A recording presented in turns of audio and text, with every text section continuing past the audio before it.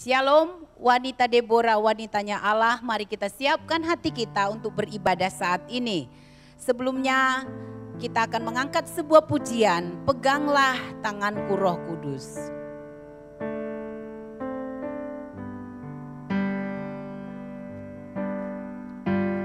Peganglah tanganku Roh Kudus, setiap hari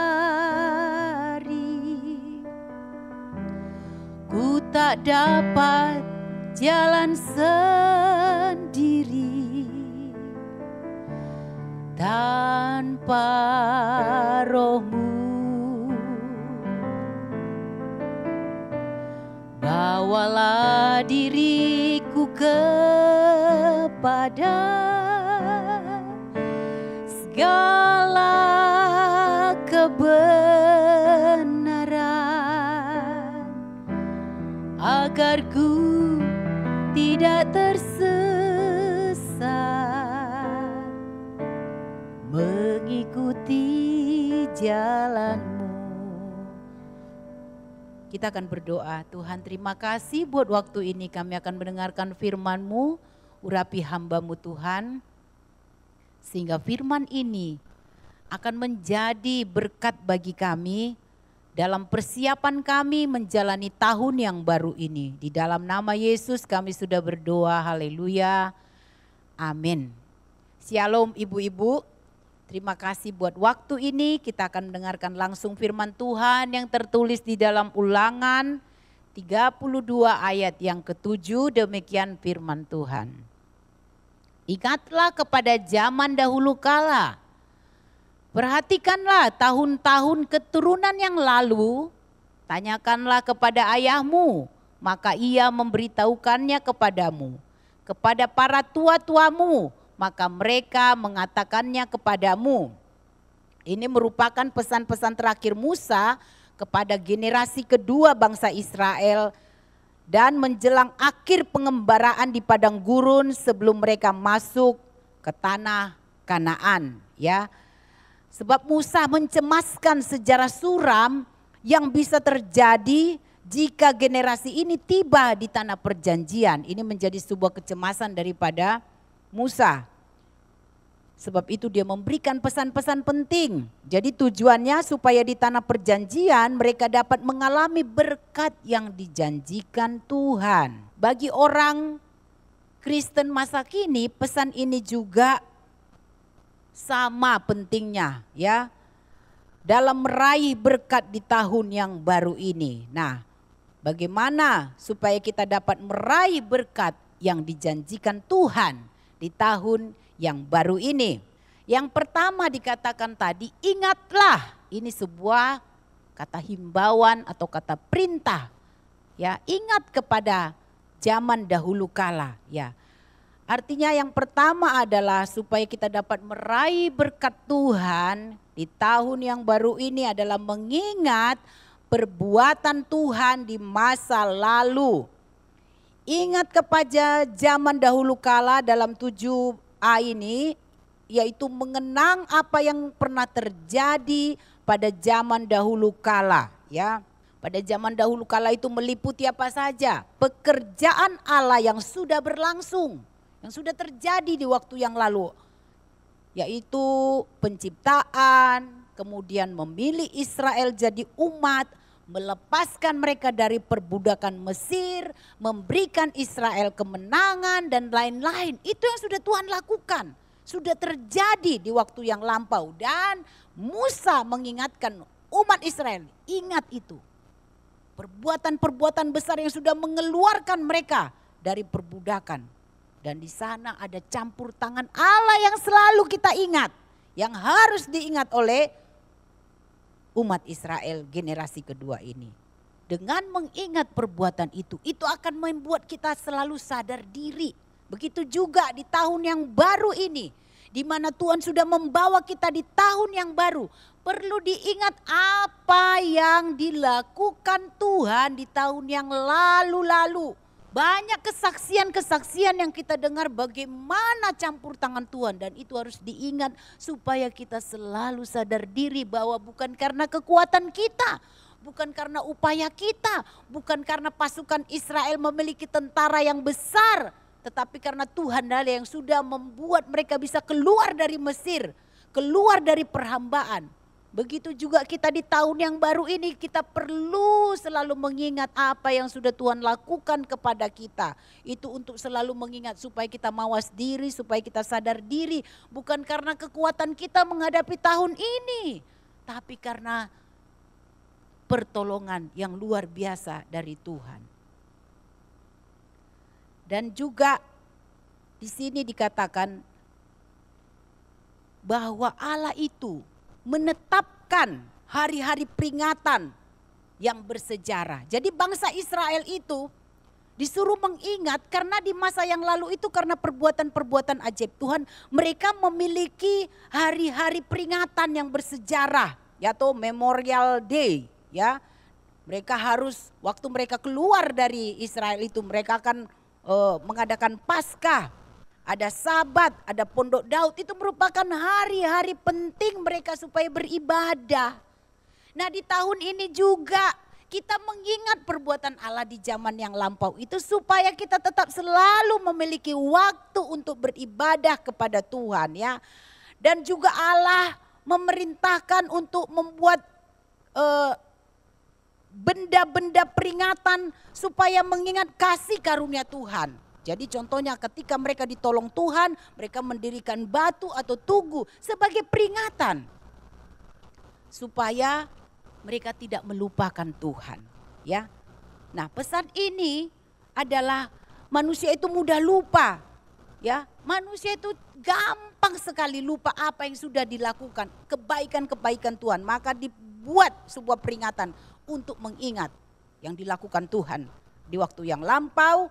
Dan menjaga perbuatan-perbuatan Tuhan itu melalui ibadah, ya, melalui juga mengadakan benda-benda peringatan.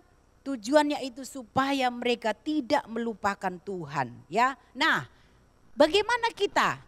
Kita pasti punya catatan-catatan di masa yang lampau. Kita catat apa yang ditolong Tuhan. Nah, untuk penerapan hidup kita di tahun yang baru ini supaya kita tetap bisa meraih berkat Tuhan. Catatlah.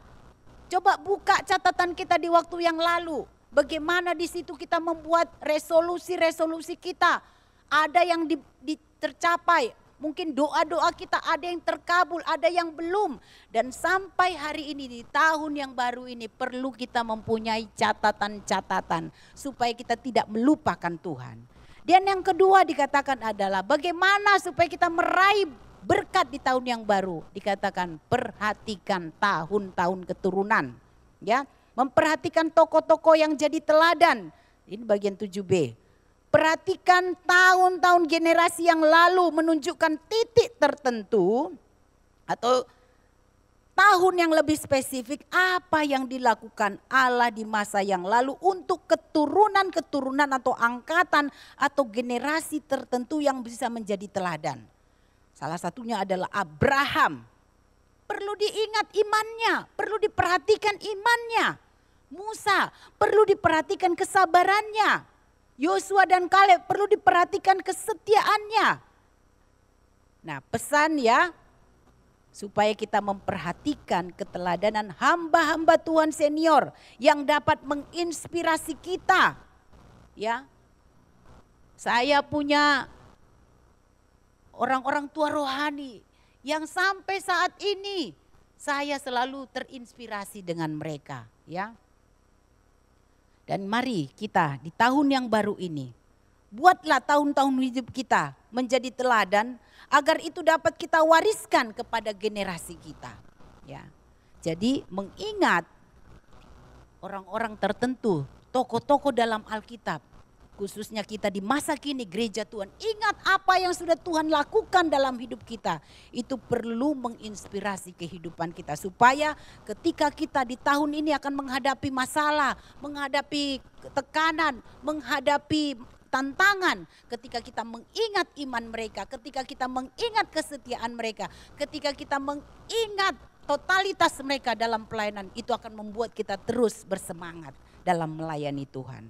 Amin. Yang ketiga adalah dikatakan tadi, tanyakanlah kepada ayahmu, maka ia memberitahukannya kepadamu, kepada para tua-tuamu. Artinya yang ketiga, untuk meraih berkat Tuhan di tahun yang baru adalah meminta selalu petunjuk firman Tuhan. Di sini ayah bukan sekedar ayah yang tidak punya tanggung jawab. Para tua-tua yang bukan sembarangan, mereka ini adalah orang-orang pilihan yang memiliki warisan-warisan iman. Ya, nah kepada mereka perlu kita bertanya. Di sini diharapkan, Musa berharap supaya sikap proaktif dari umat Israel untuk mempelajari semua perbuatan besar Allah di masa yang lalu. Bisa kita belajar dari kehidupan Raja Yosafat, ya. Waktu itu dia bertanya, tidak adakah di sini seorang nabi? Dalam satu Raja-Raja ya, pasal yang kedua. Kemudian juga Daud mencari petunjuk dari Tuhan dalam 1 Samuel 23, ya. Yosua, akibat dia tidak bertanya kepada Tuhan, akibat dia tidak meminta petunjuk firman Tuhan, dia kena tipu oleh suku Gibeon dalam Yosua pasal 9. Sehingga kalau kita ingin meraih berkat Tuhan di tahun yang baru ini, proaktiflah bertanya kepada hamba-hamba Tuhan, orang-orang yang sudah ditentukan memberitakan firman Tuhan. Dengarkan apa yang disampaikan hamba Tuhan. Karena tugas hamba Tuhan itu memberitahukan. Kalau bangsa Israel itu setiap ada masalah, mereka datang kepada para tua-tua. Bahkan ada tanggung jawab seorang ayah kepada anaknya, yang tua kepada yang muda. Dan itu akan membuat mereka berhasil terhindar dari penipuan, terhindar dari kerugian. Sebab itu mari, firman Tuhan itu adalah tidak berubah, tidak membusuk selama-lamanya, ya. Sebab itu kita perlu melihat kepada firman Tuhan. Firman Tuhan itu adalah pedang bermata dua dalam Ibrani 4 ayat 12. Firman Tuhan itu selalu baru, ya. Jadi dalam meraih berkat Tuhan ini harus ada proaktif dari kita supaya tahun baru ini kita terluput dari berbagai masalah, terhindar dari segala hal yang merugikan diri kita. Jadi pesan firman Tuhan pada saat ini adalah dalam meraih berkat Tuhan, 3 perintah ini harus kita perhatikan supaya kita dapat menikmati berkat tanah perjanjian. Berkat di tahun ini sudah Tuhan sediakan. Amin ibu-ibu. Ya, dengan memperhatikan 3 hal ini, kita mengingat apa yang sudah dilakukan Tuhan di masa yang lalu. Kemudian kita memperhatikan orang-orang yang menjadi teladan supaya iman mereka, kesabaran mereka, kesetiaan mereka akan terus menuntun kita, menginspirasi kita di tahun ini. Dan yang ketiga, selalu meminta petunjuk dari firman Tuhan. Karena firman Tuhan itu selalu baru setiap hari. Proaktiflah dalam menjalani kehidupan ini. Tuhan Yesus memberkati. Kita berdoa. Tuhan, kami percaya tahun ini Tuhan sudah menyediakan berkat bagi kami. Tetapi yang kami diingatkan kembali lewat Ulangan pasal 32 ayat 7. Supaya kami selalu mengingat perbuatan Tuhan di masa yang lalu. Memperhatikan kehidupan rohani para tokoh-tokoh Alkitab yang sudah tertulis dalam firman-Mu. Dan selalu mencari petunjuk firman Tuhan lewat pemberitaan firman-Mu ya Tuhan. Sehingga tahun ini kami akan terhindar dari berbagai malapetaka, dari kerugian, dari segala hal-hal yang akan membuat kami lemah. Sebab ada firman Tuhan yang menjaga kami. Terima kasih Tuhan, di dalam nama Yesus kami sudah berdoa. Haleluya. Amin.